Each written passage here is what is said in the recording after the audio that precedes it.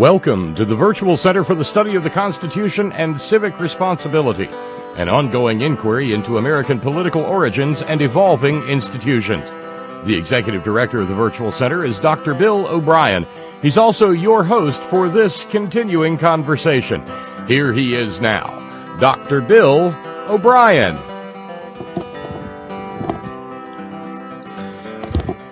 This is Bill O'Brien for the Virtual Center for the Study of the Constitution and Civic Responsibility.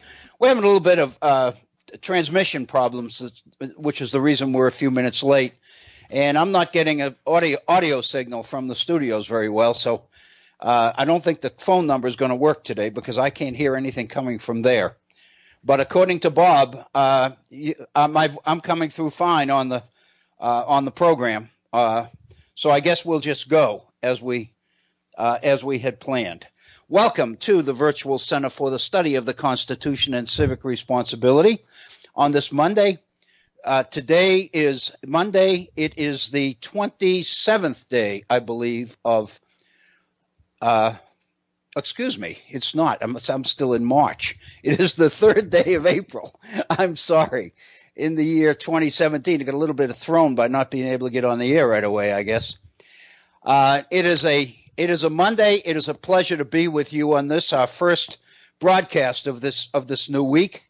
For those of you who have been with us consistently throughout, I want to thank you for your continued support, not only of this program, but of the Head On Radio Network. Bob Kincaid, Agnes, and those folks do a great job keeping this kind of programming on the air. They've been on now for, I believe, something in the area of 9 or 10 years. We're into our 4th year now, which is a little bit unbelievable to me, but it's only because of your continued support, not only for us personally, but most importantly for the nature of the programming that we present. We do the very best we can to bring you an alternative point of view on some of the most controversial issues of the day. On this particular program, we try to relate them to and connect them to the operations of our Constitution, the origins of the Constitution, the intent of the founders, the interpretations over the years and generations of the Supreme Court. And in fact, on that particular issue, we'll be doing a little bit of quite a bit of our program today early on. I do want to welcome you. I do call your attention to our phone number. I just am not sure that if you call into the studio, they'll be able to get you on the air because I can't hear anything coming from there. My email address, if you'd like to communicate with me via email, and today I guess that's the best way, waobrien906 @gmail.com. That's waobrien, OBRIEN 906 @gmail.com. And again, I call your attention to our Facebook page. We have a number of postings on the Facebook page related to issues that we have covered or will be covering here on the Virtual Center. Much of our programs last week were based on materials on our Facebook page, and that would give you an opportunity to read the basic information, perhaps a link to an article that appeared in one of our major publications, or something was the kickoff or the jumping point, starting point, if you will, for a particular issue that we spent some time on here in the Virtual Center. And frequently you can pick those up on our Facebook page. If you are a regular user of Facebook, you know how easy it is. Just go to the homepage, and in the search box at the top, just type in the Virtual Center for the Study of the Constitution, and you will be into our Facebook page. We have a couple of issues that I'd like to get into today, but just a few things that are going on right now that ought to be of interest.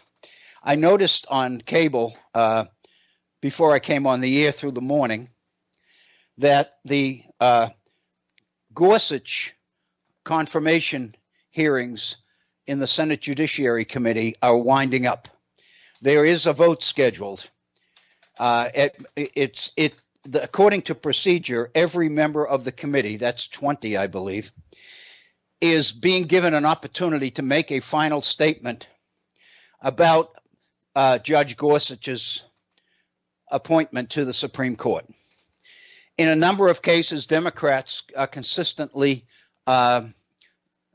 using this opportunity to explain that that they intend to vote against him, and to hopefully, from their perspective, try to create a situation where it's going to be up to Mitch McConnell and the majority on the in the United States Senate as to whether they employ the so-called nuclear option and do away with the necessity for 60 votes, the supermajority, in order to confirm a nomination to the Supreme Court.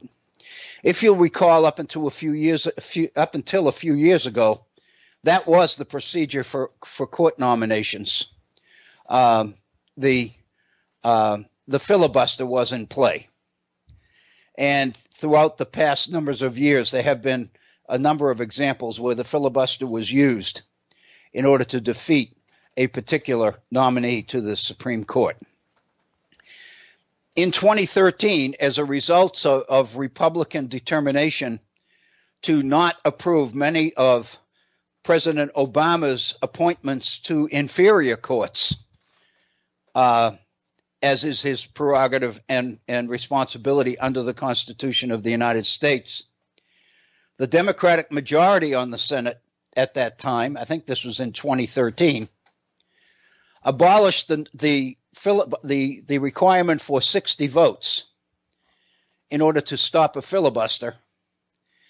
And by doing that, they made it possible to approve many of President Obama's nominees by majority vote, which they had. In other words, 51 votes on the Senate would be sufficient. The only exclusion to that was nominations to the Supreme Court. And that's the issue that is liable to come up today. A number of Republicans have acknowledged that they really don't want to employ this so-called nuclear option because they do believe, as Democrats have argued, that the requirement of 60 votes for a Supreme Court nomination is a way to build an element of consensus, especially in a political environment which is so difficult to find or build consensus. The assumption being that 60 votes requires some support from the other party.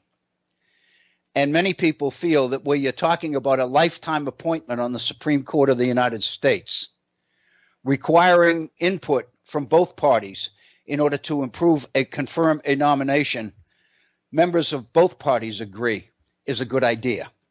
So nobody seems to be in favor of doing away with this requirement. But Mitch McConnell has committed to the idea that Neil Gorsuch will be confirmed, whatever it takes to get that confirmation through.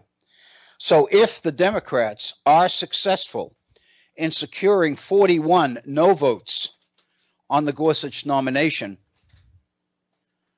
then McConnell has indicated that he is prepared to do away with the requirement for 60 votes and basically ensure confirmation of Neil Gorsuch with the minimum number of votes required, which would be 51. So that's kind of where the situation is as we speak right now.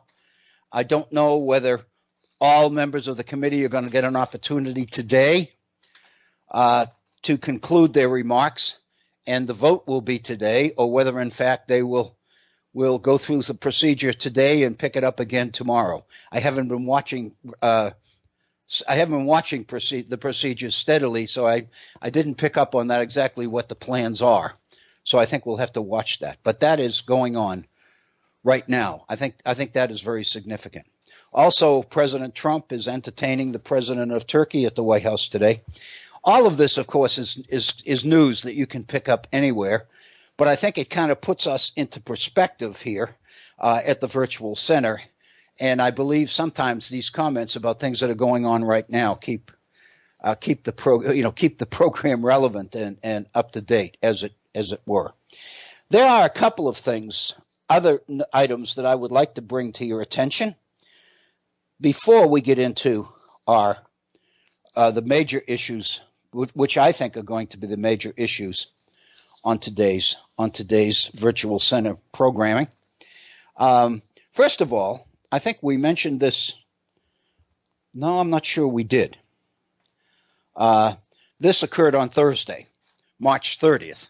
So we didn't, since our last program was Wednesday, the 29th of March. And this is an item that on Tuesday, last Tuesday, Senate Republicans voted in a pure party vote, 50-49, to take away retirement accounts from low-income workers.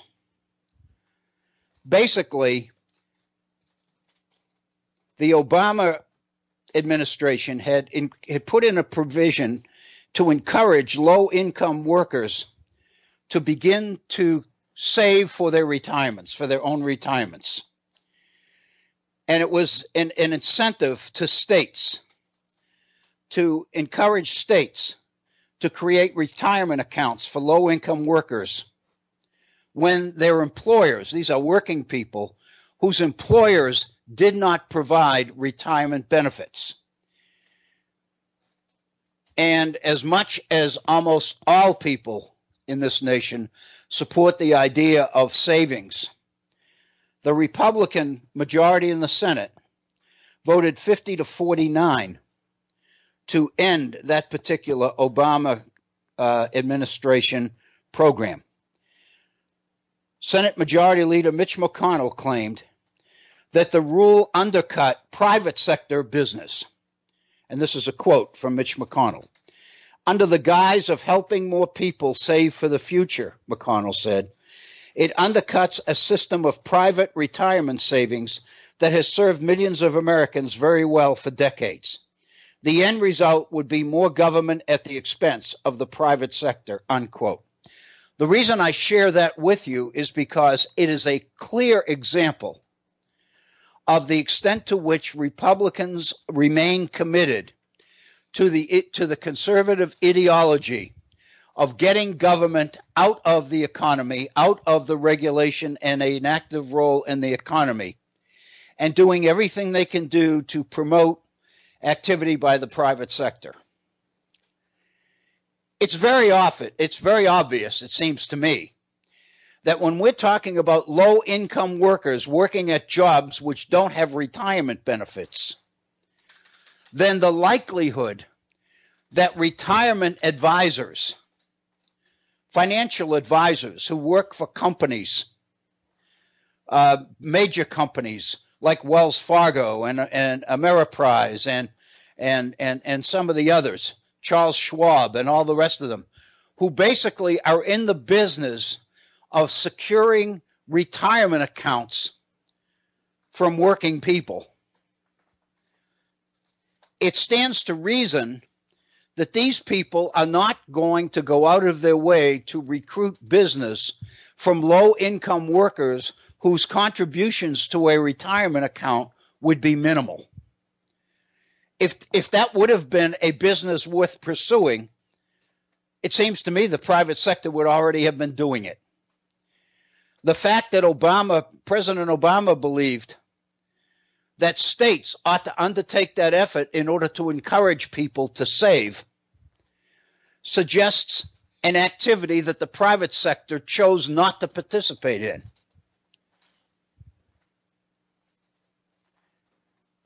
And now Majority Leader McConnell is eliminating that program because he said it would unfairly compete with private sector enterprise.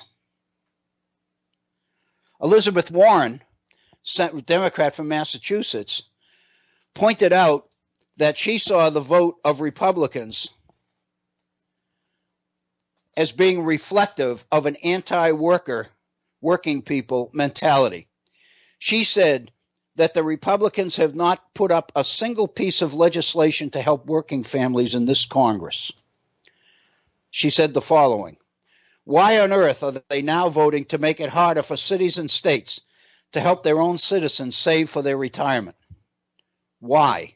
3 words, she says: Chamber of Commerce.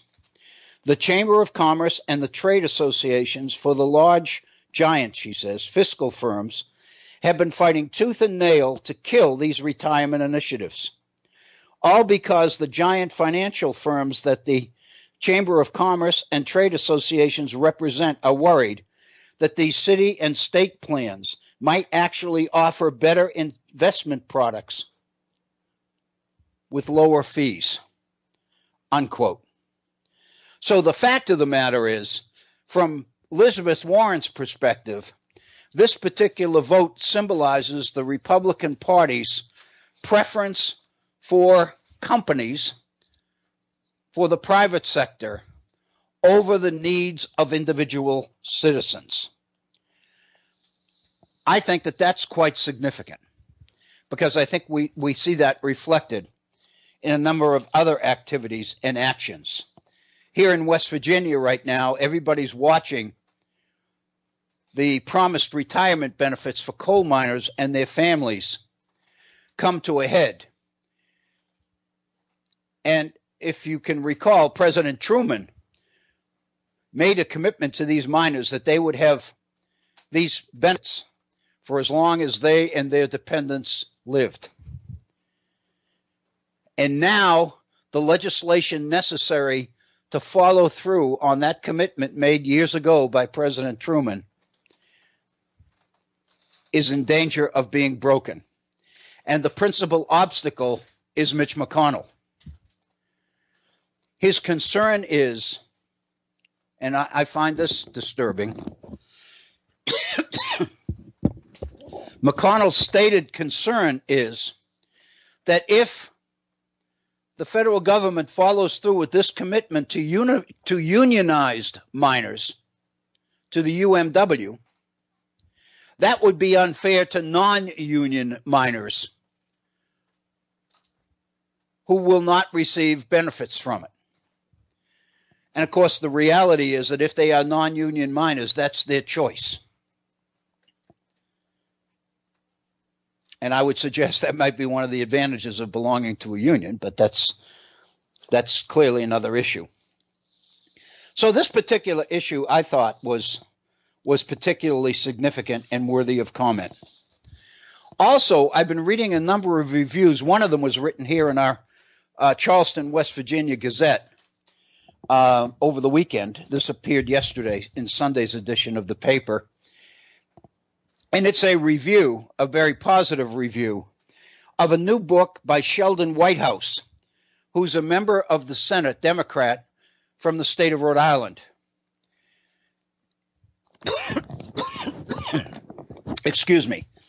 And the reason that Sheldon Whitehouse's book gets attention here in West Virginia, because even though Mr. Whitehouse is a senator from Rhode Island, he remains a senator of the West Virginia State Bar because he had been a law clerk at the West Virginia Supreme Court when he left law school. Whitehouse's book is entitled Captured: The Corporate Infiltration of American Democracy. And it's a detailed account of the extent to which Citizens United is attracting big money from the biggest, the very biggest.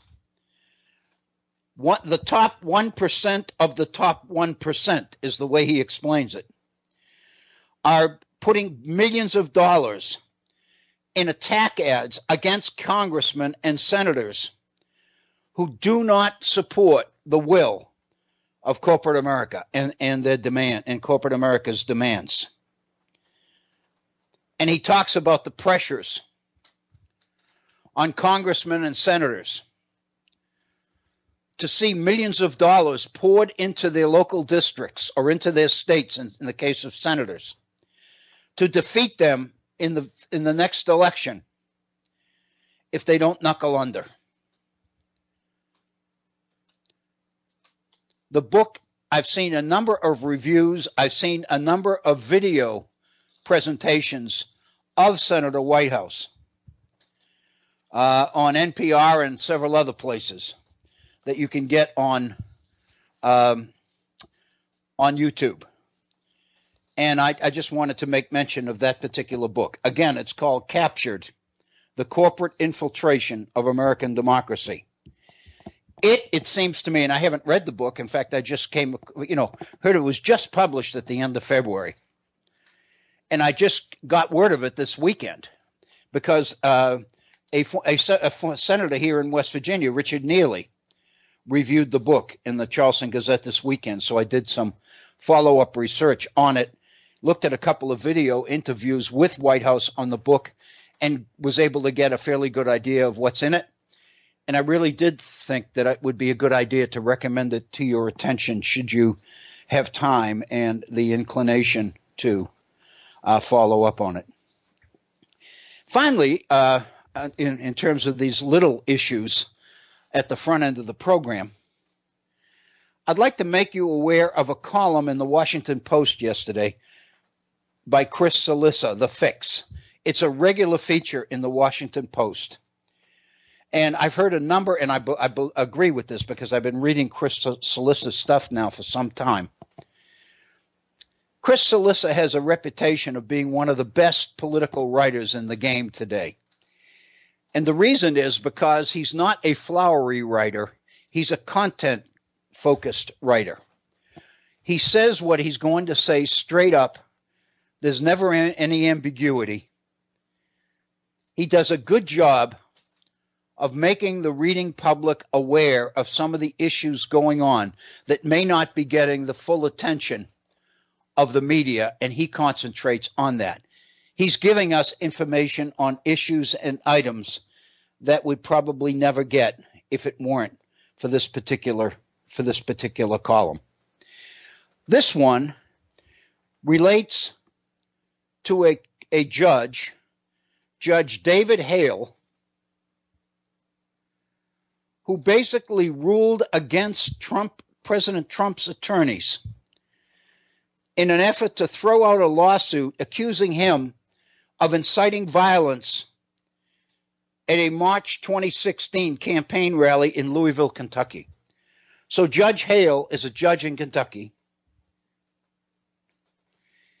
and he has ruled against Trump's attorneys as they seem to have the suit against President Trump now thrown out.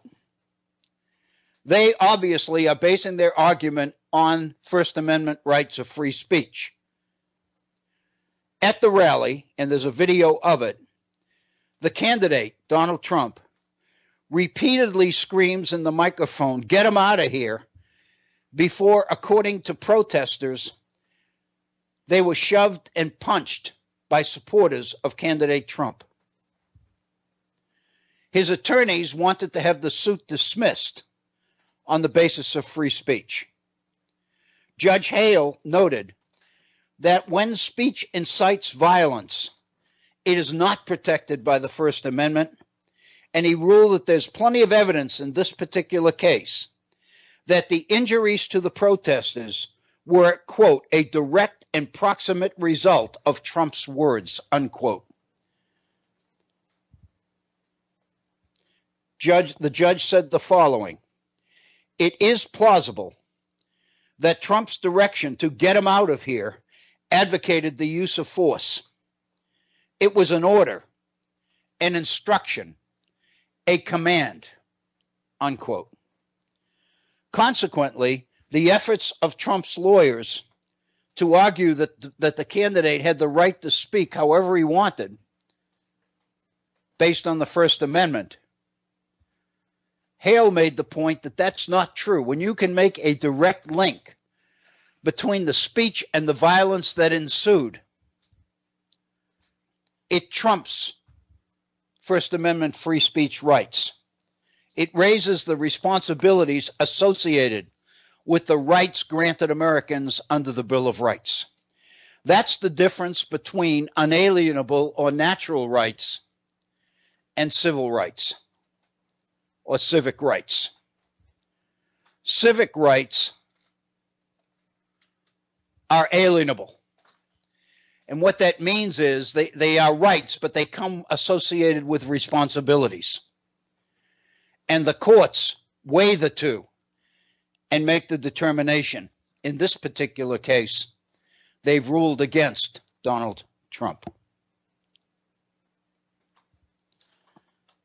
The same kind of situation ensues with the issue of the so-called Muslim ban. If you remember, the first travel ban was blocked by the courts, and changes were made in it. But the fact of the matter is the second ban has been temporarily blocked as well. The reason is because there's so much evidence from Donald Trump's mouth himself that he was anxious to ban Muslims from this country. That was the promise that he was making at his campaign rallies. And there is evidence that Rudolph Giuliani suggested that Trump called him and asked for advice on ways to make the Muslim ban legal.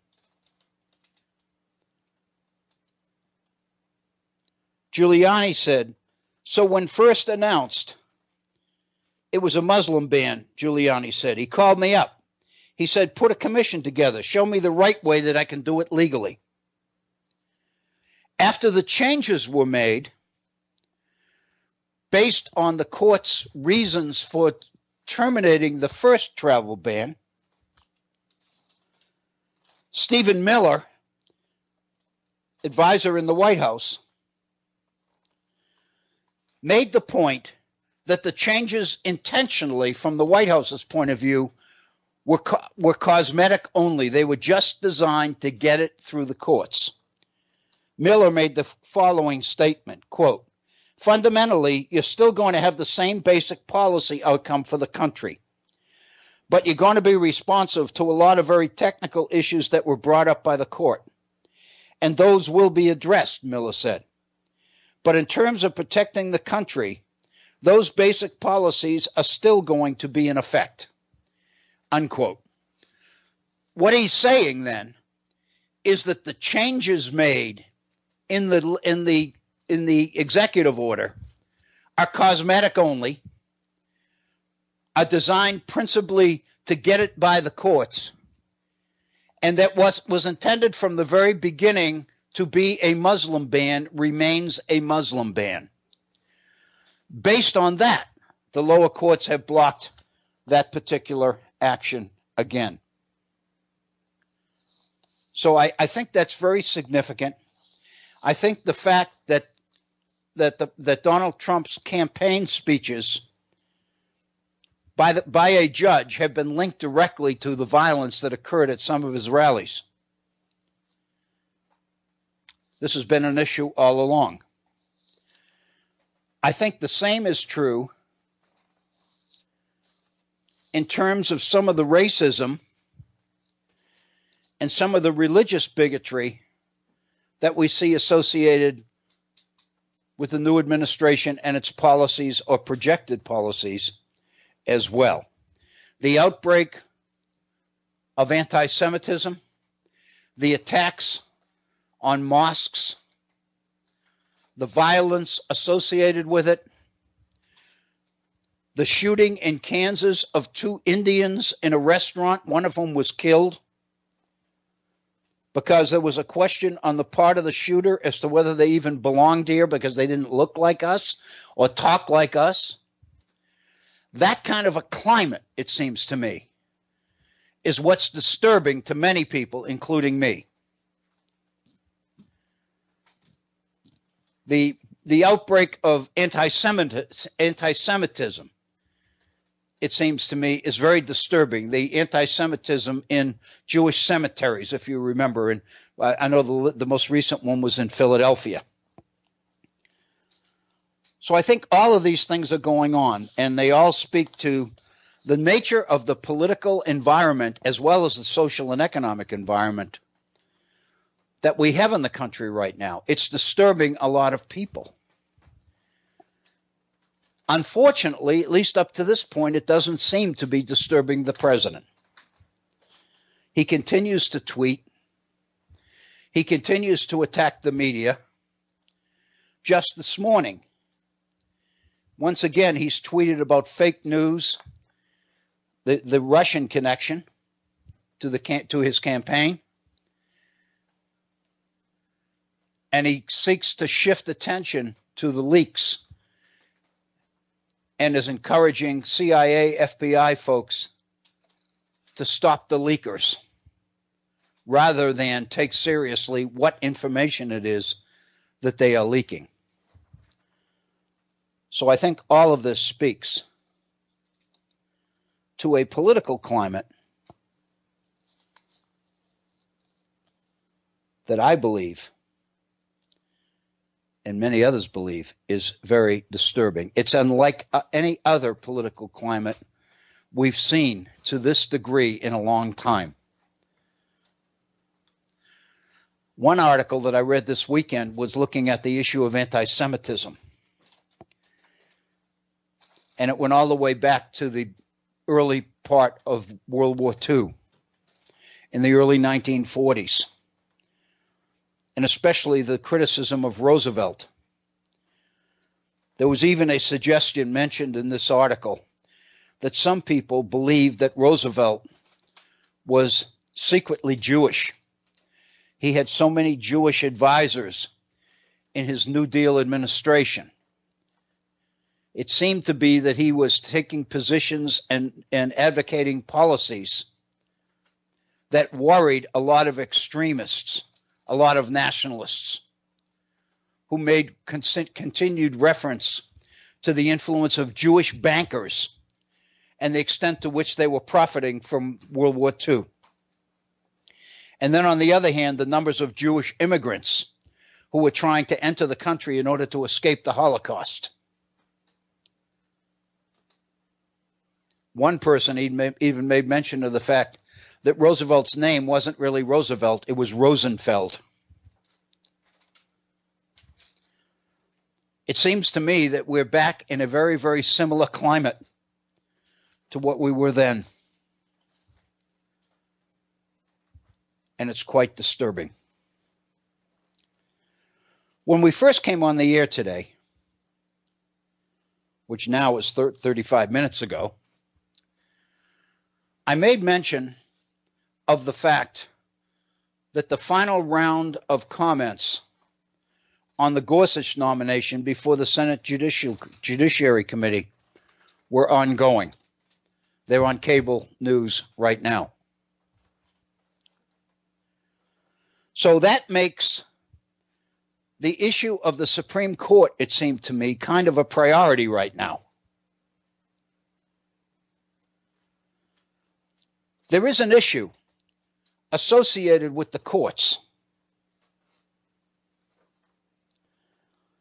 that I've been thinking for the better part of a week now raises issues that we really need to talk about.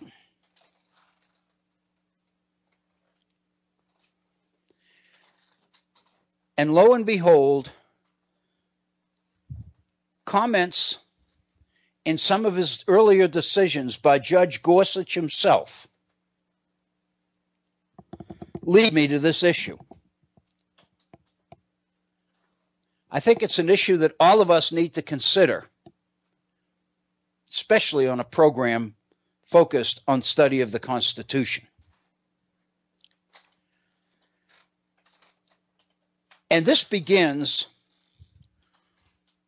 with an issue that we took up a couple of weeks ago, and this is the philosophy of Stephen Bannon, advisor to the president. More specifically, his appearance, along with Reince Priebus, at the Conservative Political Action Committee conference about a month ago in Florida. I believe it was in Florida. Been so long ago now, I forgot. If you remember, at that appearance, which lasted for about a half an hour, Cannon talked about the three pillars of the Trump focus in the Trump administration that was just beginning. And one of those three pillars was deconstruction of the administrative state. A number of people have focused on that particular issue, that particular goal,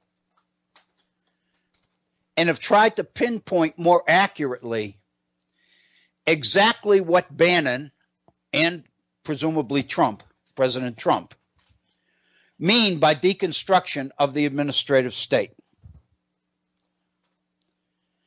It's been many months ago now that we spent a couple of programs here at the Virtual Center and devoted them exclusively to the idea of the administrative state, where it came from, what caused it to emerge, what the driving assumptions of it were, why it seemed to be, in the minds of many people, appropriate in a modern, rapidly changing nation like ours.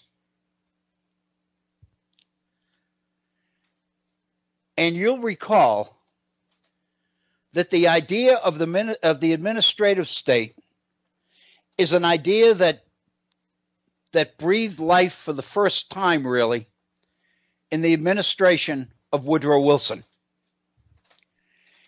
And it turns out, that Woodrow Wilson was an advocate of the idea of an administrative state for a long time. When he was a scholar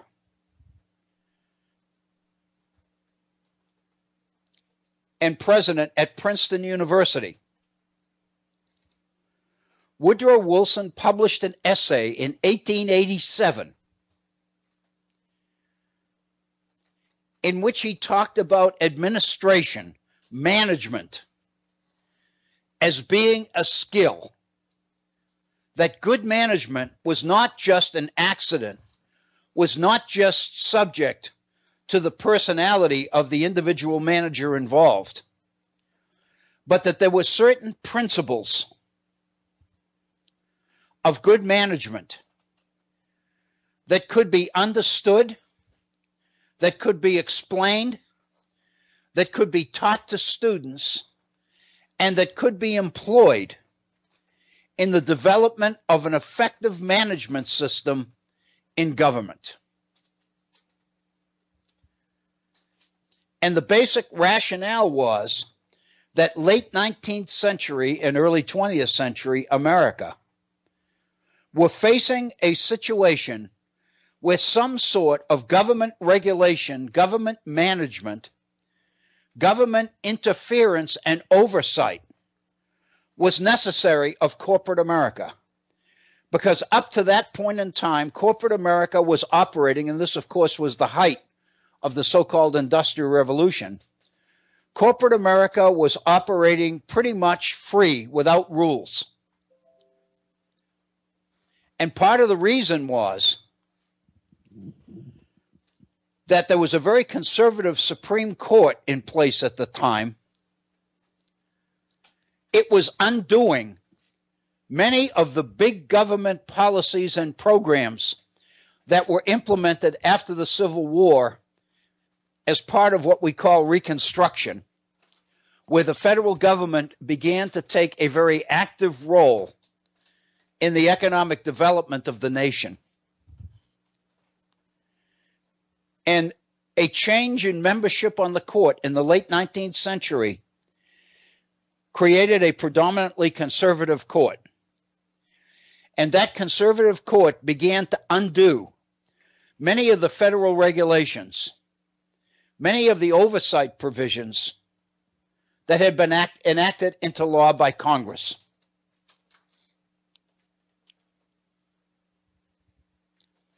One of the major areas, of course, was the area of civil rights. The protection of the freedom of ex-slaves in the former Confederate states of the South had brought the federal government into a very active role, protecting the liberty, rights, and safety of ex-slaves. from groups like the Ku Klux Klan and others that emerged during this period. And it became pretty obvious as a result of Reconstruction that the rights and liberties and growth potential of African Americans in America was pretty much dependent on the protection of the federal government in order to keep the states from limiting and seeking to take African Americans, Black Americans, back to a slavery-like situation in this country. And as you know, with the decision in Plessy versus Ferguson in 1896, the Supreme Court at that time endorsed the principle of separate but equal, which gave license to southern states to segregate transportation, education, and other areas of public service on the basis of race. It was this kind of a climate that seemed to be calling for the federal government to reassert itself, to intervene actively in order to protect the rights of people against the behavior of corporations in the area of the economy, and to protect the rights of citizens in the face of discrimination in the area of human rights. All of this was background to what becomes the progressive era in the early 20th century. And the two progressive era presidents of note in the early 20th century were Theodore Roosevelt, and as a result of the election of 1912, the Democrat Woodrow Wilson. And his presidency gave Wilson the opportunity to implement many of the principles that his scholarship had revealed to him about the implementation of what has come to be called the administrative state. As government actively began to pursue, to create agencies that were being staffed by people who brought special expertise to the position in the various areas that seemed to need the most attention during this period. Politics, in order to end political corruption.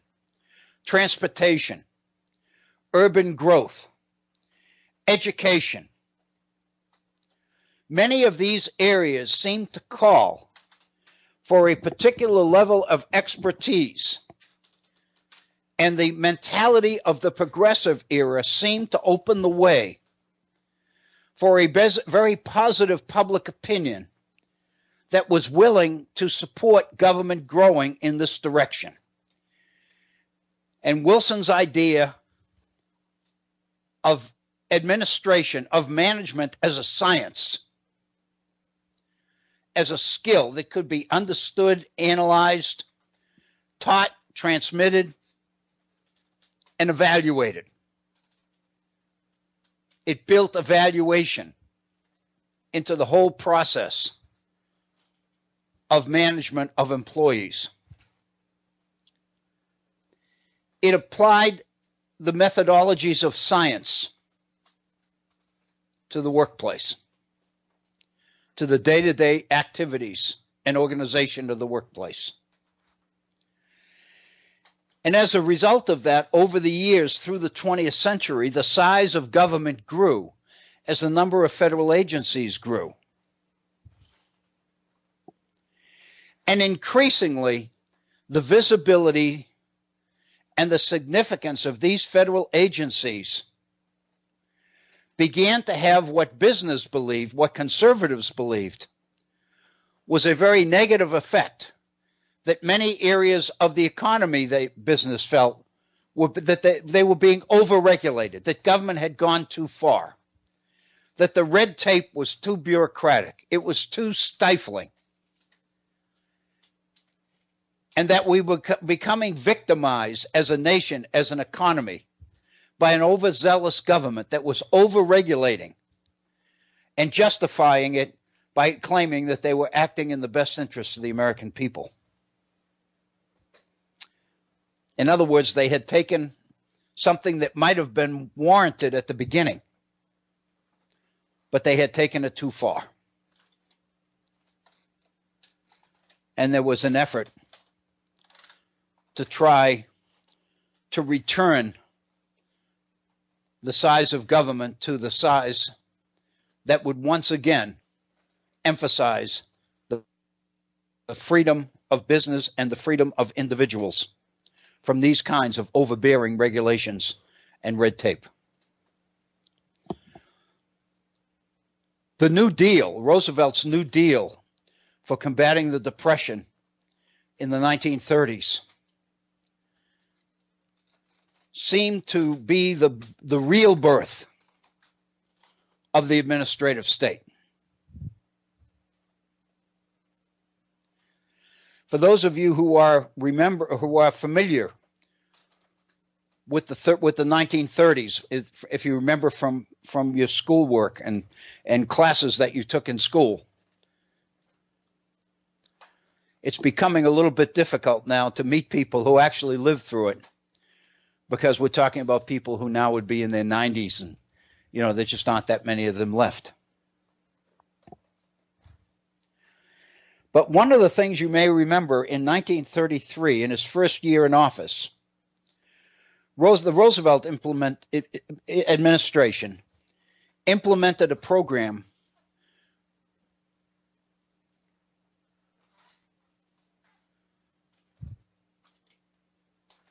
symbolized by the Blue Eagle. It was a business-focused program. It basically indicated Roosevelt's initial inclination to look to business to bring the country out of the Depression. And what the so-called, I'm almost reluctant to use the term NRA, that's what it was, the National Recovery Administration, because today the NRA obviously means something quite different. We usually refer to it as the National Rifle Association. But the NRA at the time was Roosevelt's approach to relying or trusting in government to pull us out of the Depression by allowing by allowing businesses to fix prices and establish particular codes of conduct and behavior. Roosevelt's argument is, if you let business make the rules and do what's necessary for the benefit of the economy and the American people, business will show us the way out of this depression.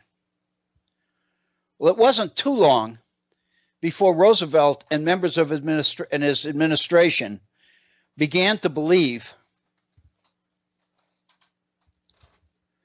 that business had violated his faith in them, that in a sense business had stabbed him in the back, because business began to take advantage of the leeway and the leniency that the Roosevelt administration was willing to give it.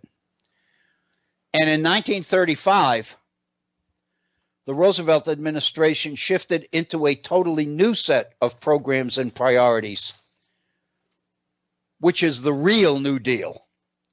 Some authors, some historians refer to the second phase of the New Deal as the second New Deal, because this time the emphasis was on helping working people and helping citizens by protecting mortgages and creating Social Security and creating minimum wage legislation and fair labor legislation for the workplace and all the rest of it. And so as Roosevelt ran for re-election in 1936, He was running on a platform and a program which appealed directly to working people. And most of the legacy of the New Deal and the image of the Democratic Party today stems from this particular phase of Roosevelt's New Deal program. Conservatives and business, of course, responded negatively.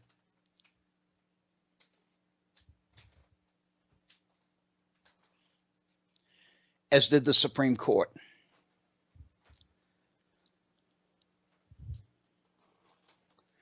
And the Supreme Court began to strike down many of Roosevelt's New Deal programs and policies.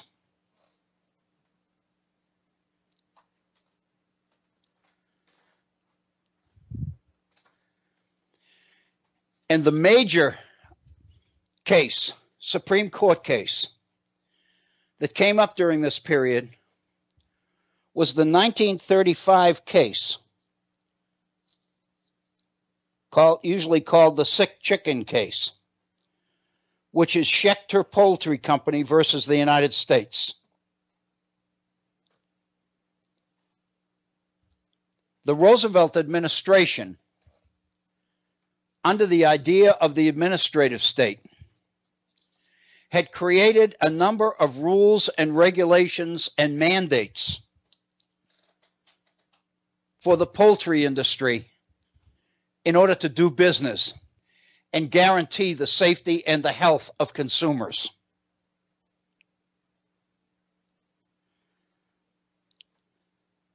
Many people believed, conservatives believed, that the National Recovery Administration was in reality an unconstitutional delegation of power, of legislative power by Congress to the president, to the executive branch. In other words, many conservatives believed that the NRA, the National Industrial Recovery Act, the Wagner Act, which conceded and gave labor the right to organize and ruled against many of these codes, that in reality what Congress was doing was delegating its own legislative power to the president, to the office of the president. And they felt that this violated the separation of powers in the Constitution of the United States. Legislative power was supposed to be wielded by Congress, by the legislative branch, not by the executive branch in many of these regulatory agencies that the president was creating. And so their argument was that many of the rules and regulations for the poultry industry were really administrative violations of Congress's unconstitutional delegation of its legislative authority to the executive branch. And in the case of Schechter Poultry versus the United States, the Supreme Court struck down a federal statute which gave the Roosevelt administration the right to set behavioral codes for this particular industry. The argument was that if that was going to be done, Congress had to do it, not an agency of the executive branch. So in a sense, the Schechter decision by the Supreme Court limited the discretion of the administrative state, put limits on the degree to which the executive branch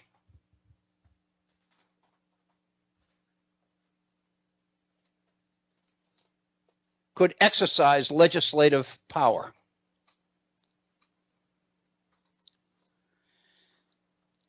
At this point,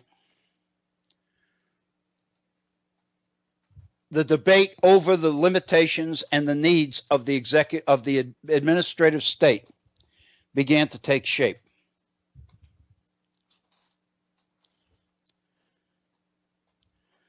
Basically, if Congress is going to make all of these rules and regulations rather than the administration, then that would mean that Congress would never get its work done. If it had to approve every single detail of every single regulation in every area of enterprise, Congress's workload would be overbearing. On the other hand, if the people of this nation, if the country is going to benefit from the expertise of PhDs, scholars, and experience of people that worked in the field, then it seemed to make sense that if administrative agencies loaded up with the experts in that particular field, giving that agency the leeway, the flexibility to make the day-to-day rules governing operations made the most sense. In other words, it seemed to make the most sense in contemporary society for Congress to cede some of its legislative lawmaking authority to these administrative agencies and thereby give due credit to the expertise that these agencies employed. Based on that rationale, the number of agencies exploded as the federal government got into things like Securities and Exchange Commission, National Labor Relations Board. Later on came other agencies like the EPA, the Environmental Protection Agency, Occupational Safety and Health Administration, which regulates workplace safety, the Department of Homeland Security. Many of you will remember after 9/11 that the Department of Homeland Security was created. And as we know, administrative agencies of the executive branch coordinated the nation's response to 9/11, coordinated the nation's response to the Ebola outbreak, also were instrumental in the financial crash in 07-08. So basically, the Schechter decision really never went very far. The court struck down one particular piece of Roosevelt's New Deal legislation, but that never went further than that. Not only that, but when Roosevelt was reelected in 1936, he made some appointments to the Supreme Court, which changed the makeup to the court to the point that members of the court began to support the idea of the administrative state rather than criticize it, as had the more conservative members of the court in the early 1930s. So the result is, from this point on, the idea of the administrative state was pretty much unchallenged.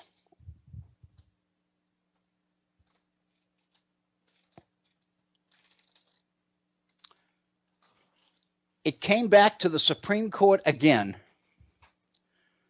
in the administration of Ronald Reagan.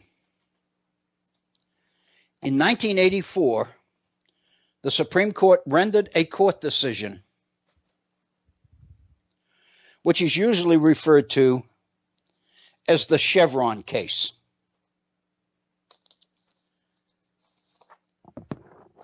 I want to get the exact name of the well, actually, I have a copy of the case right here. That's what I wanted to get into. The title of the case is Chevron USA versus Natural Resources Defense Council. It was argued before the Supreme Court in February 29th, 1984. The court made its decision in June, on the 25th of June, 1984. in that particular case, without a dissent. The vote was 6-0. 3 members of the court did not participate in the case.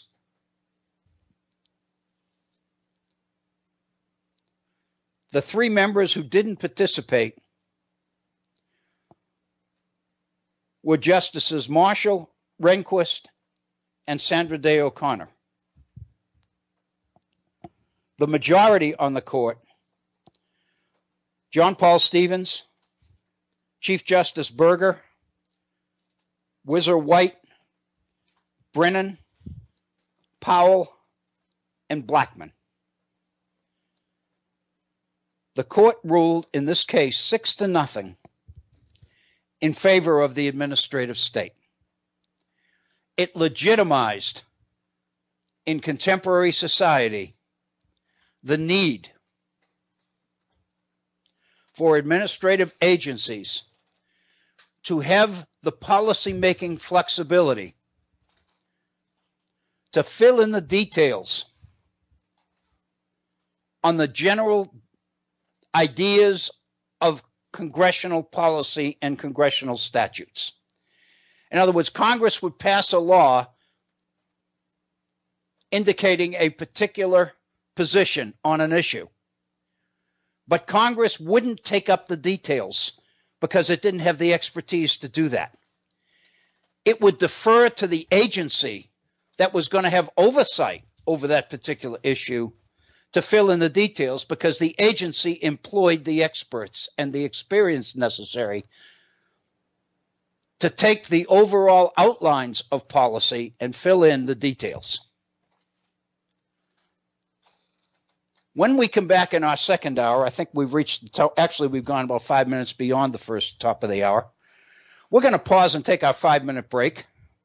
It's 5 minutes after the hour, 5 minutes after 2 in the East.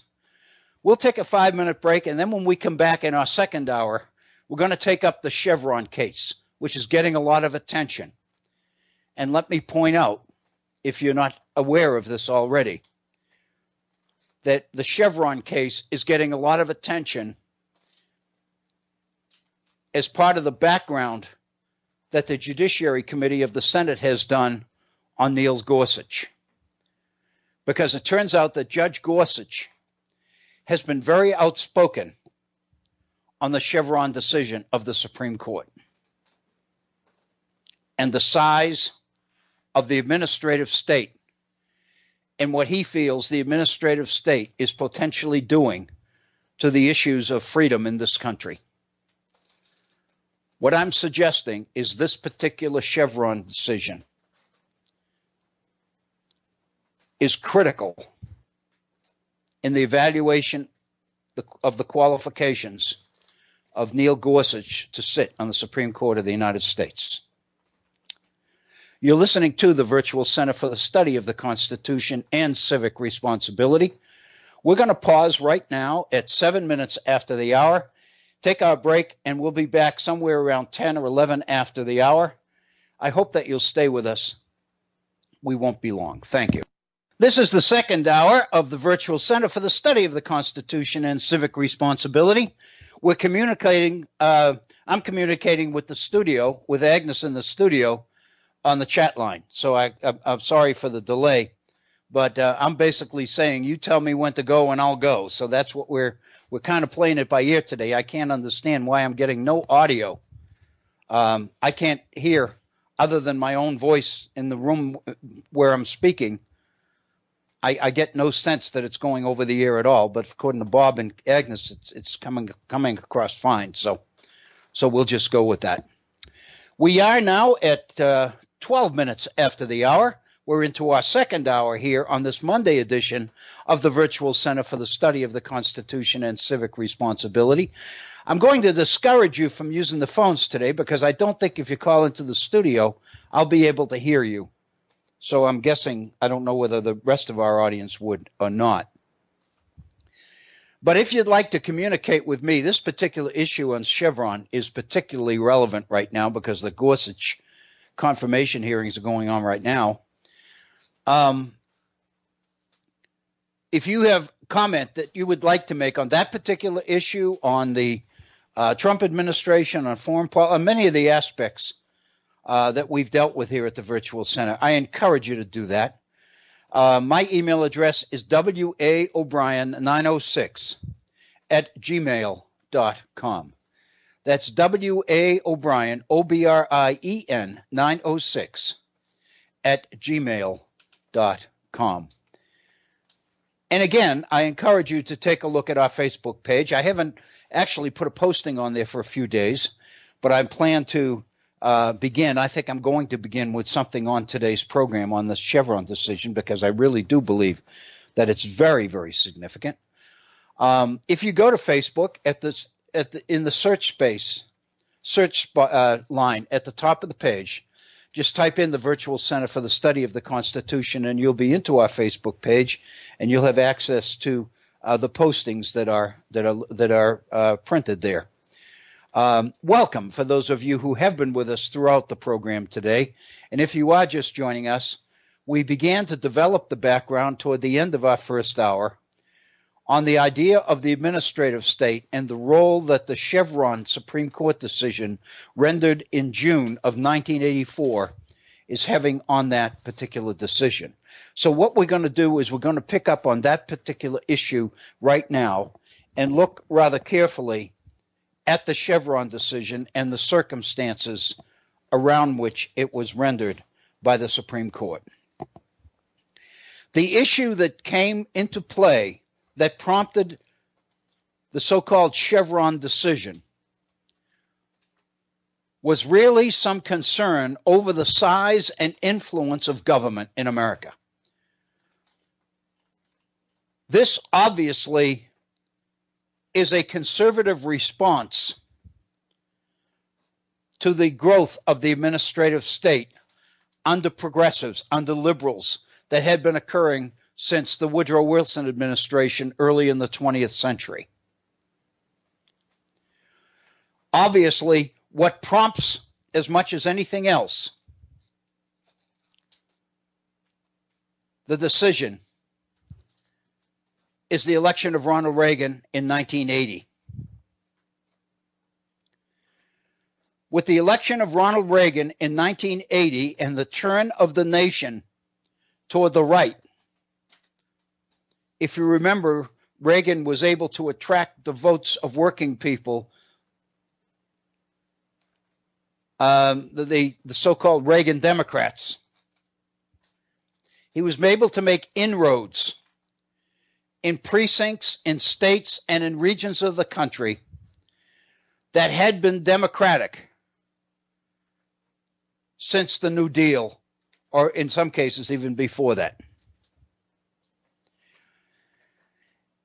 And one of the realities of being president and having the degree of support in the legislature that President Reagan had,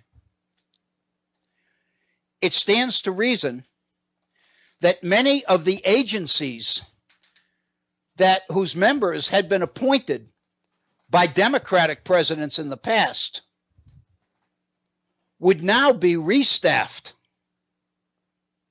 to an extensive degree with Republicans as a result of the fact that we had a Republican administration.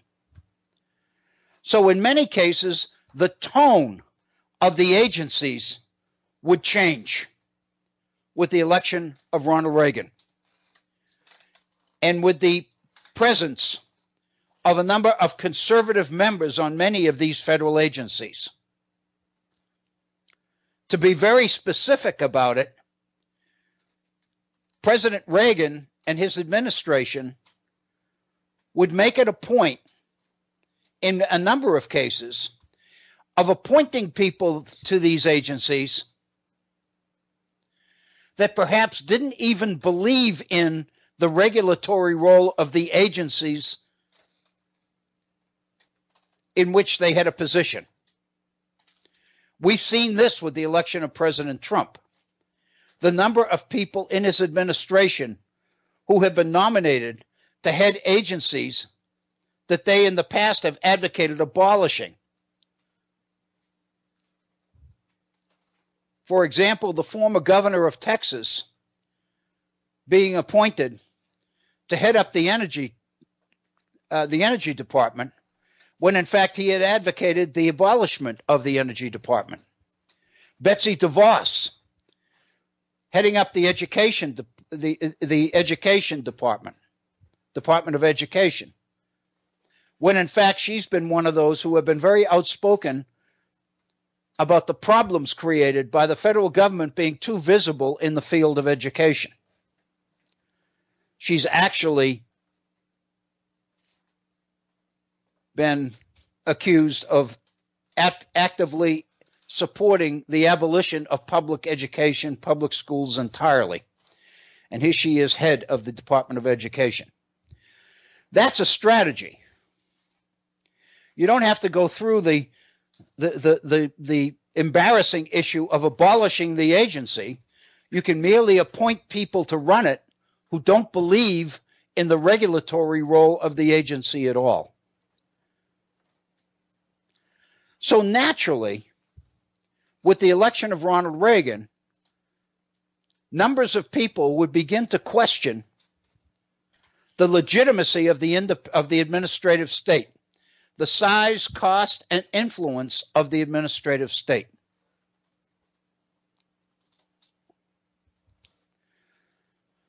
The Chevron decision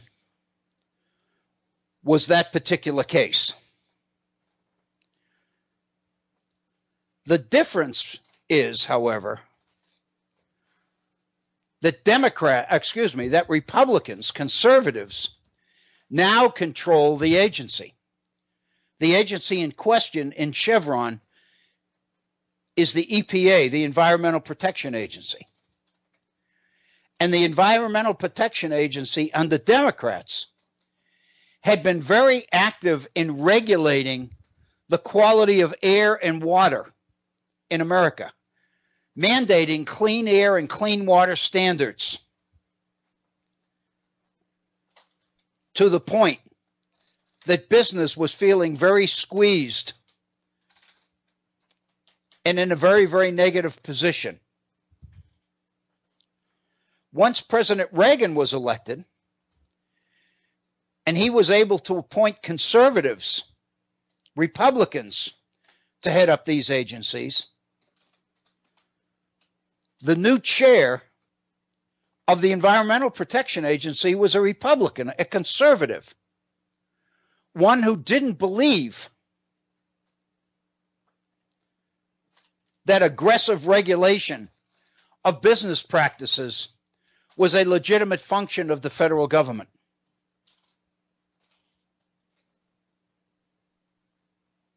The new chair of the Environmental Protection Agency under President Reagan was Ann Gorsuch, who was the mother of Neil Gorsuch, the current nominee for the Supreme Court of the United States. Neil Gorsuch's mother was chairman of the EPA in 1984 when the Chevron decision was decided by the Supreme Court.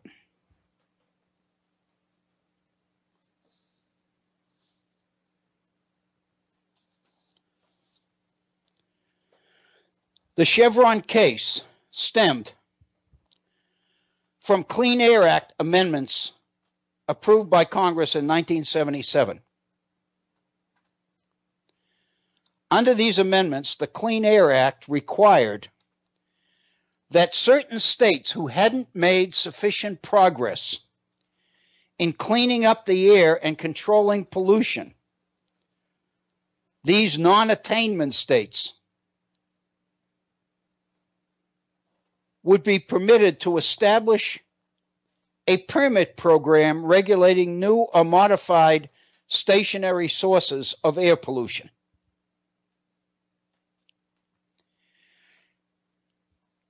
In other words, the Clean Air Amendments mandated that the EPA would come down on states that didn't meet clean air standards and impose limitations and regulations which required that these states move actively in the direction of controlling air pollution.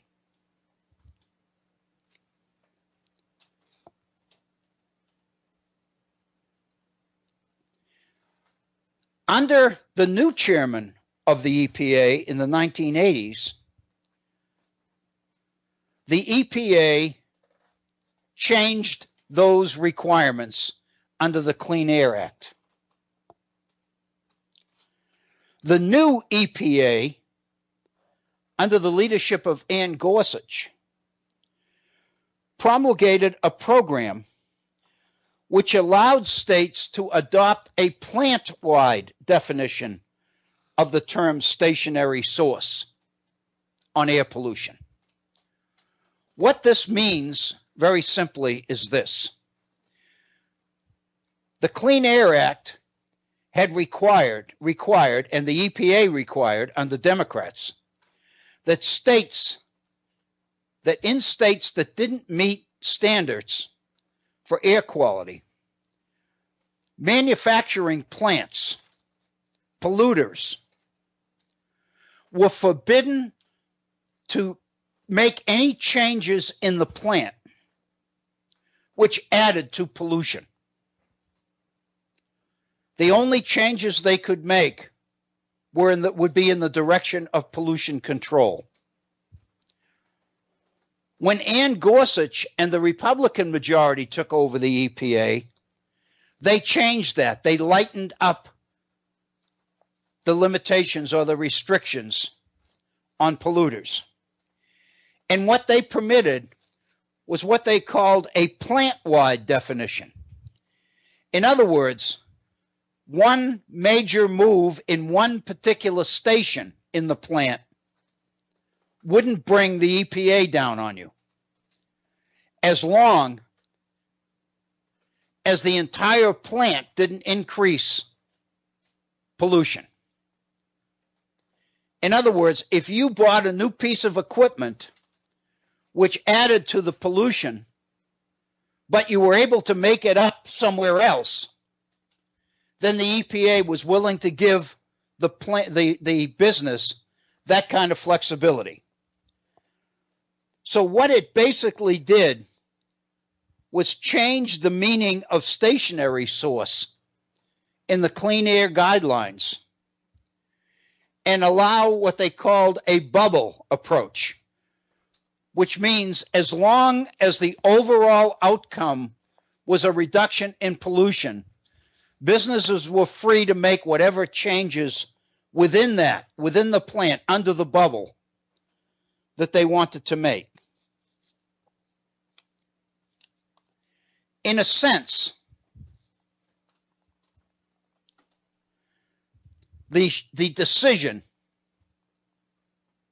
up to this point, the decision favored business. The new conservative majority on the EPA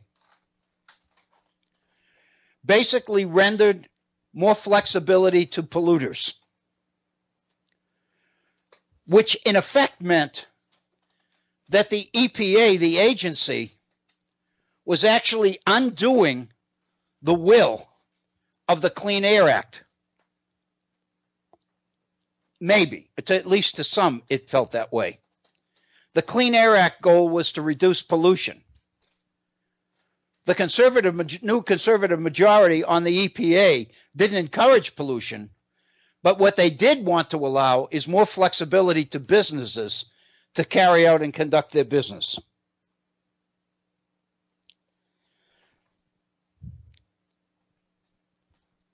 Based on this change in the provisions of the Clean Air Act,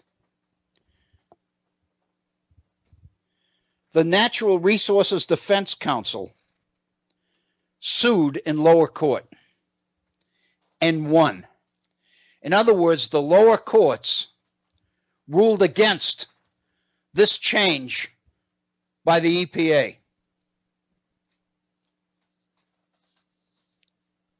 Basically arguing that the EPA did not have the right to make the kind of changes which seem, to some at least, to run contrary to the intent of Congress in the Clean Air Act.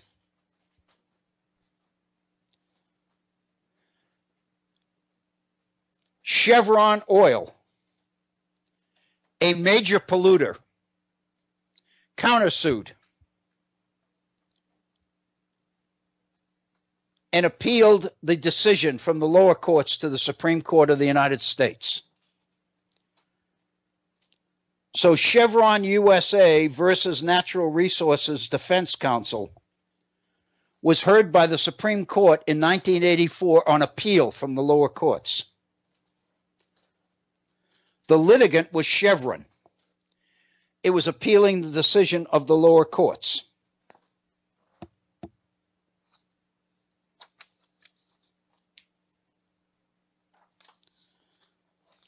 Here's what the Supreme Court decided 6-0 in the Chevron case. I'm quoting directly from the opinion written by Justice John Paul Stevens. What we're seeing here is the conservative-liberal split on the court that we talk about all the time today didn't seem to exist in this particular case. There was no dissent.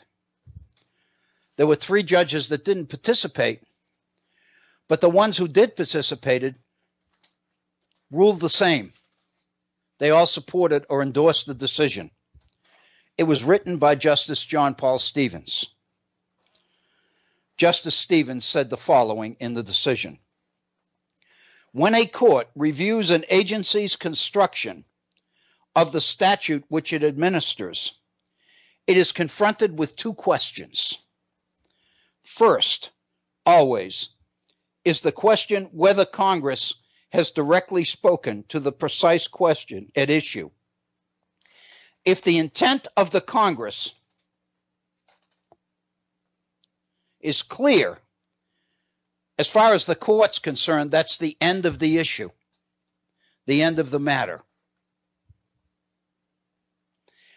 The only time that there would be any decisions to be made would be in a situation where Congress was ambiguous in its law, where Congress didn't spell out the details, probably because it didn't have the expertise on board to make the kinds of decisions in that particular industry that would be required for those specifics.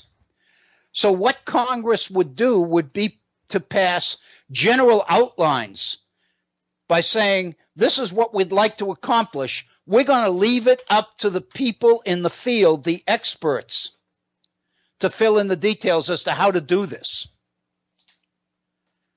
So what John Paul Stevens is saying is, if the case reveals clear what Congress wanted, then the case is over, as far as the court is concerned. If, however, the court determines Congress has not directly addressed the precise question at issue, the court does not simply impose its own construction on the statute, as would be necessary in the absence of an administrative interpretation. The question for the court is whether the agency's answer is based on a permissible construction of the statute. Translation: if Congress left the law vague, ambiguous, uncertain, then it was probably because Congress was inviting the experts to determine the specifics. It was inviting the agency to permit the experts it employed to fill in the details. And so long as the agency didn't go contrary to the will of Congress, the right of the agency to make these internal decisions on specifics was legitimate. In other words, the Chevron decision was upholding the administrative state. It was upholding the right of the EPA to make specific alterations in the law when it was determined that Congress, in making the law, avoided the specifics necessary. In this particular case, then, what the court was saying was that the EPA, the new conservative majority under Ann Gorsuch,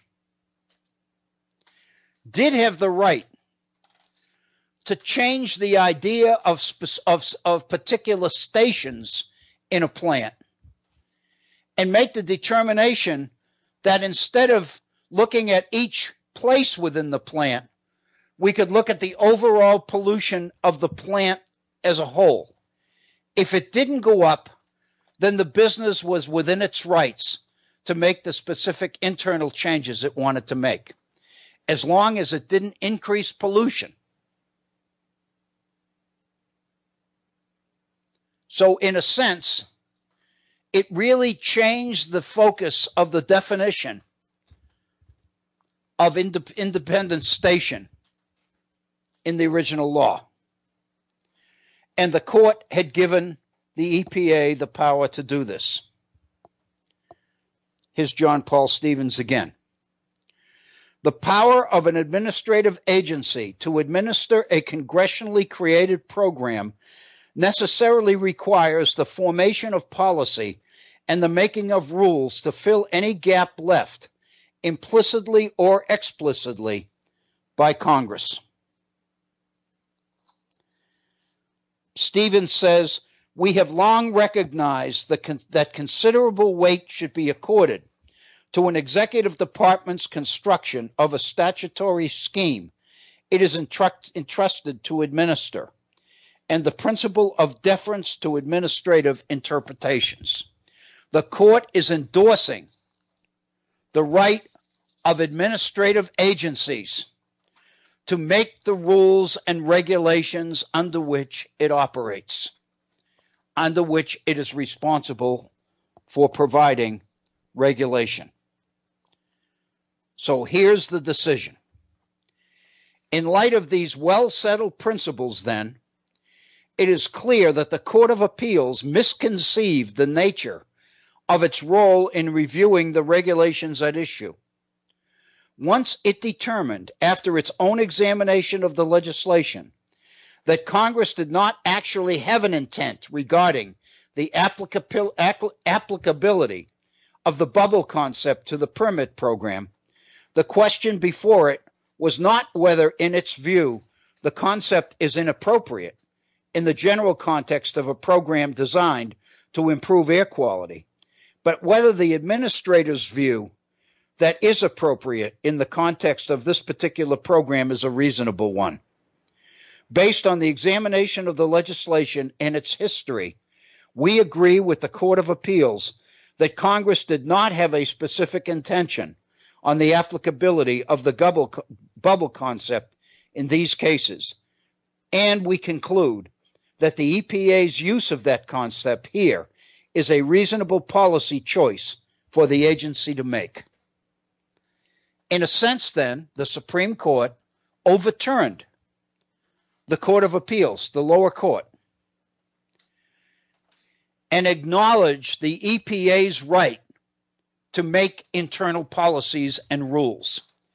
In other words, it recognized the EPA's right to operate in a legislation-making manner.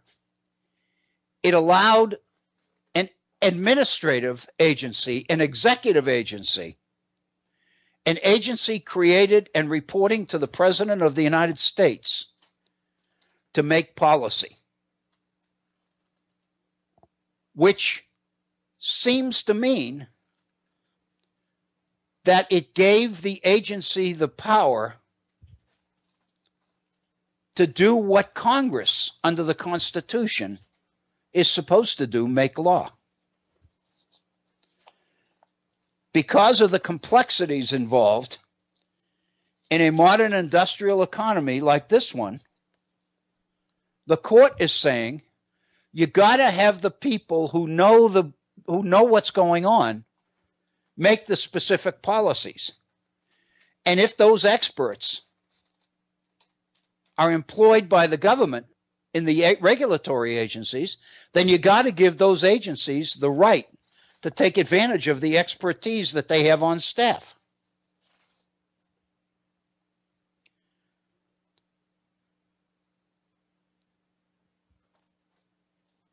Stevens says, in these cases, the administrator's interpretation represents a reasonable accommodation of manifestly competing interests and is entitled to deference. The regulatory scheme is technical and complex. The agency considered the matter in a detailed and reasoned fashion, and the decision involves reconciling conflicting policies.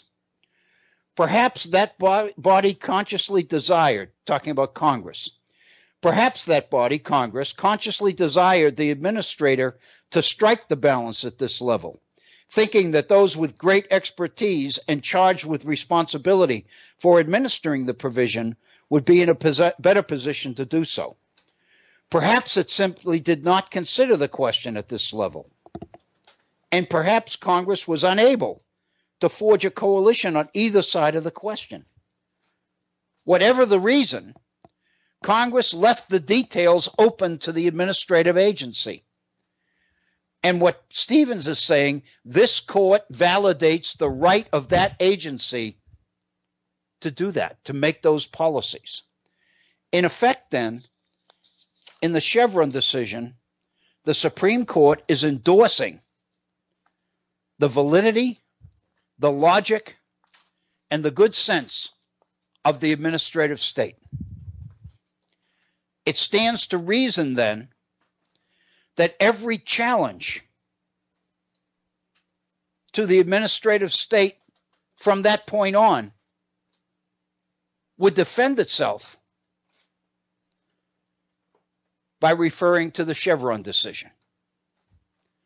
Chevron seemed to give carte blanche to regulatory agencies. Consequently, the size and scope of administrative agencies has grown exponentially. You may recall that a few months ago, we made reference to a position taken by Justice Clarence Thomas on the administrative state and the dangers of the administrative state. And the reason you might remember that is because this is the first opinion that Justice Thomas wrote. Most of his activity on the courts have been to endorse the opinions being written by somebody else. He tends to go the same way all the time, but he's usually following somebody else. He's never out there by himself or out there in the lead. But on raising questions about the dangers of the administrative state in a democracy, Thomas has taken a lead role. That particular role was defended, if you remember, in a Washington Post op-ed written after that by George Will. We cited that particular op-ed here on the Virtual Center. George Will's defense of Clarence Thomas and George Will's concern about the size and what he felt is the un-American nature of the administrative state, that it was basically creating a government that was so large and so intrusive, so unwieldy, that it was really directly threatening freedom within the American nation today. And now here we are in the confirmation hearings of Neil Gorsuch, the son of Ann Gorsuch, who was chairperson of the EPA under Reagan, in the 1980s.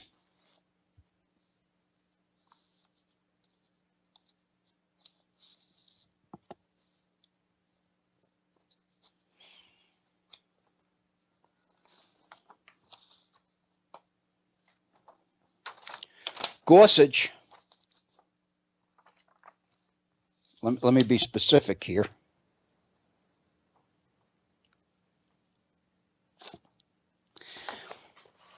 Last year,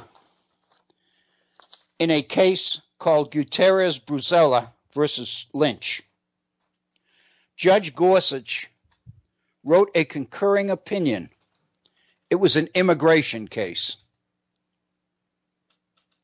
in which he attacked deferring to Chevron, to the Chevron case. In this concurring opinion, he wrote that the rule, quote, certainly seems to have added prodigious new powers to an already titanic administrative state, unquote. Basically, he argued that the Supreme Court in Chevron was out of step with the Schechter-Poultry decision of 1935. And indeed it is. Because the Schechter decision was a decision by the Supreme Court, if you remember, which argued that administrative rules and regulations over the poultry industry were a violation of separation of powers, because these agencies, in this case, the agency regulating the poultry industry, was implementing policies, programs, and powers which the Constitution gave to Congress. And now for an executive agency to be enforcing these kinds of policies, Schechter ruled, the court ruled in Schechter, was unconstitutional. That decision was never overturned. It wasn't cited up until now. But Gorsuch is citing it, and he is stating basically that since Schechter is still on the books,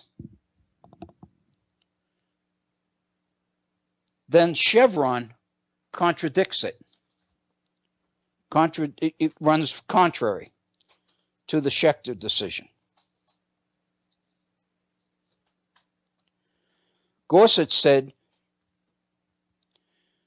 in light of the Schechter decision, you might ask how it is that Chevron, a rule that invests agency with pretty unfettered power to regulate a lot more than chicken, can evade the chopping block. Basically, then, what Gorsuch was doing was speaking on behalf of conservatives today who are questioning the legitimacy of the Chevron decision, giving this policy-making right to administrative or executive agencies. What's changed? What's changed from 1984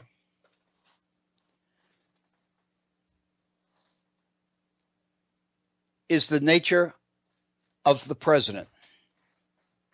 In the 1980s, Ronald Reagan was the president, and Gorsuch was his chair of the EPA, and giving flexibility to the agencies headed by conservative Republicans was a good thing as far as conservatives were concerned. It gave flexibilities to agencies controlled by Republicans. But now we are coming out of two administrations headed by Barack Obama. And in the 8 years that he was there, Barack Obama changed the membership of the EPA and other agencies tremendously.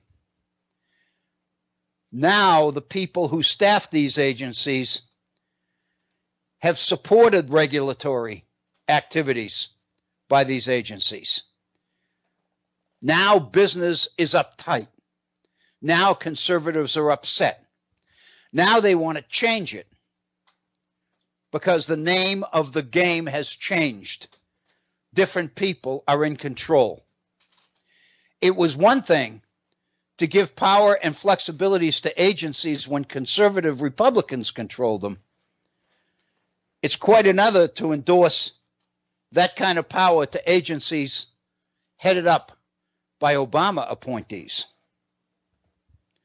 So now we're beginning to see the emergence of a philosophical effort to undo the administrative state by challenging the Chevron decision, which has validated the need and the logic of the administrative state.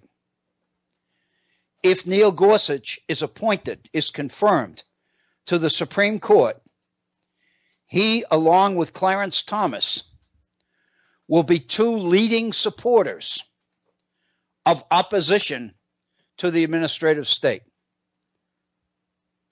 And as we know, there are other conservative justices on the Supreme Court. Justice Alito, Justice Roberts, the Chief Justice. The feeling is, the concern is, among many, is that if Gorsuch is appointed, that's going to make it likely that limitations on the flexibility of the administrative state will be coming down the line. Back to the issue that we opened the program with, pretty close to the beginning of the program today. Stephen K. Bannon. Bannon's goal of deconstructing the administrative state. It's pretty obvious that the appointment of Neil Gorsuch to the Supreme Court, the nomination of Neil Gorsuch to be on the Supreme Court, is quite consistent with the objective of deconstructing the administrative state.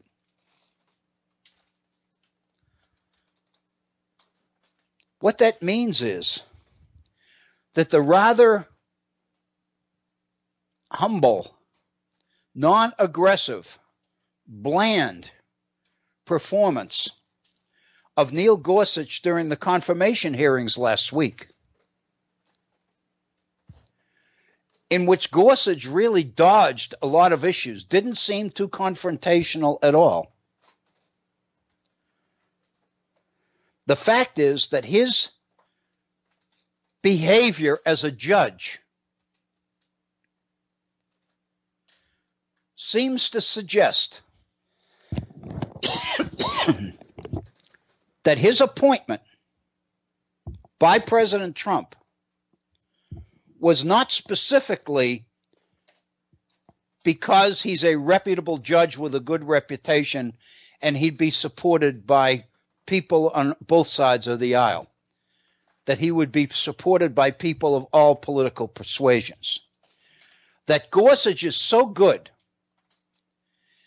and so non-controversial that it doesn't make any sense that anybody would oppose his nomination. But the reality is that there is a legacy, a history to the legal performance of Judge Gorsuch.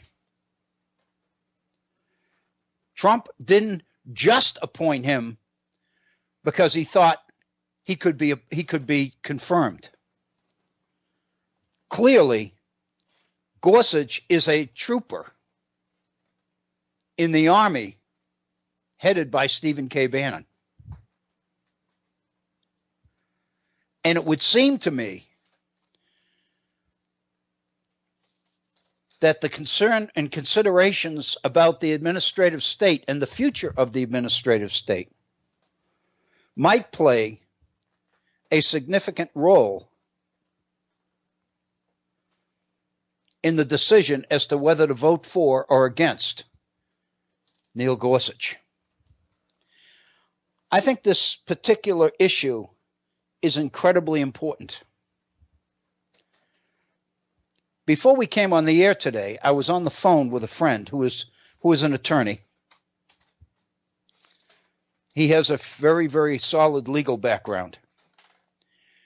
And I was basically sharing with him this issue that I planned on addressing on the program today. This particular person is a Republican. He's a conservative. Good friend of mine, by the way. But as an attorney,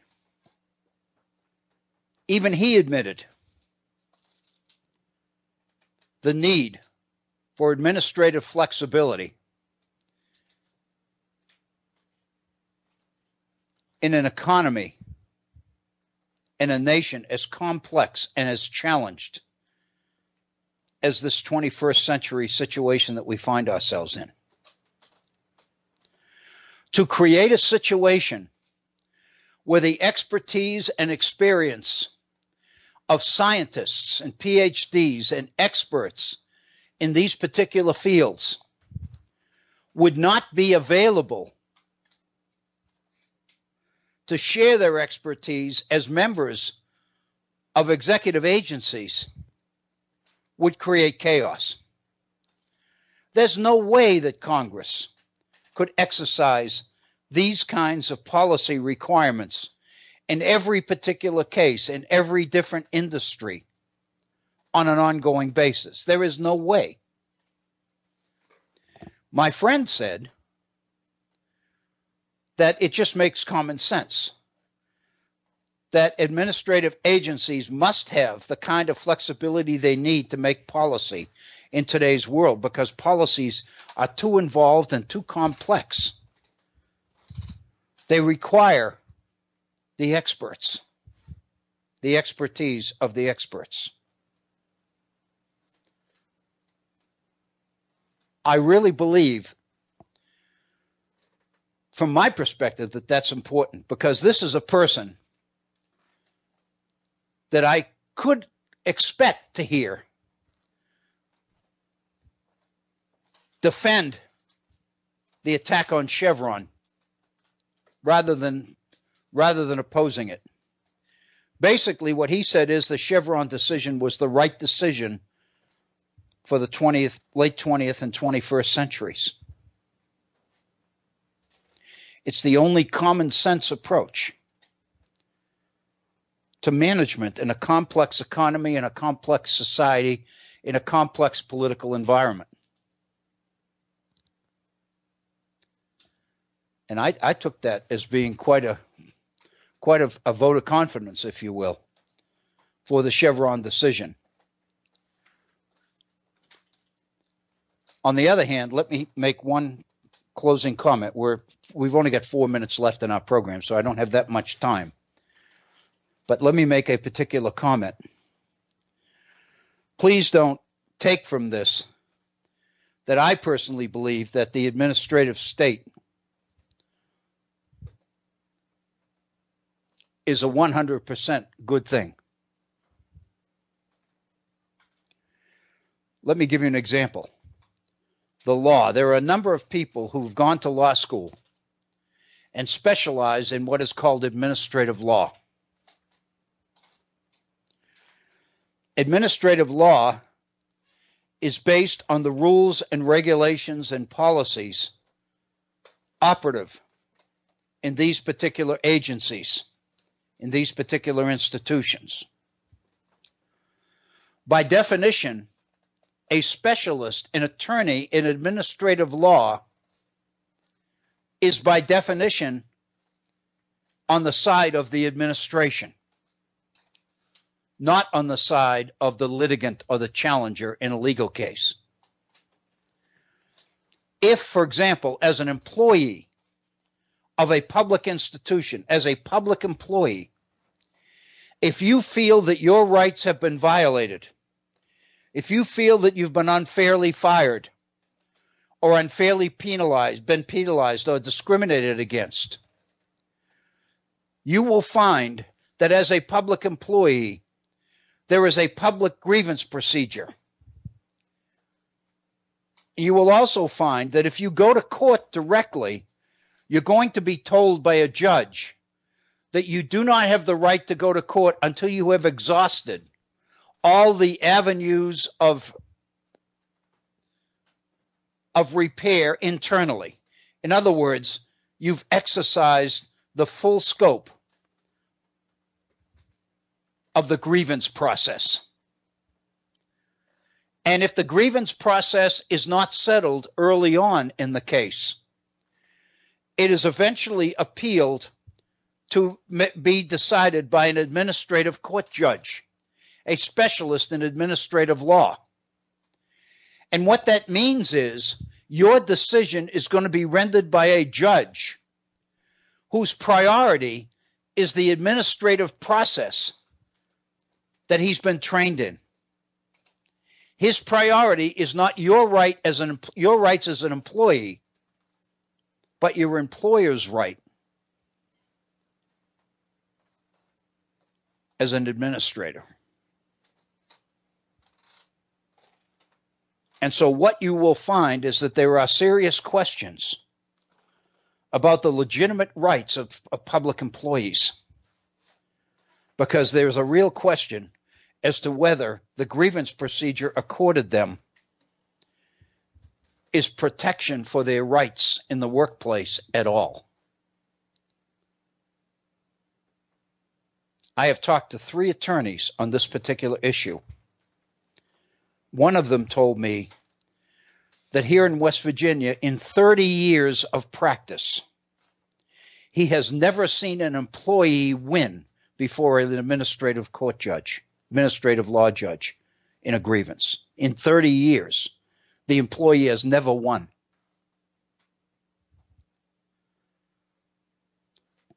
I think what we're looking at here is a much more complicated issue than people make it out to be. Well, I think our time is up. As I look at the clock, we're right at the top of the hour. It's exactly 3 p.m. in the East. So it's time for us to go. Let me, first of all, apologize for today. This has been a really, really awkward day because I feel like I'm talking to myself. I don't get any sense that I'm on the air. There's no audio feedback at all. So I apologize for that because I think it probably affected my ability to deliver a good program. But be that as it may, I did make an effort. Let me invite you to come back tomorrow and visit us here at the Virtual Center.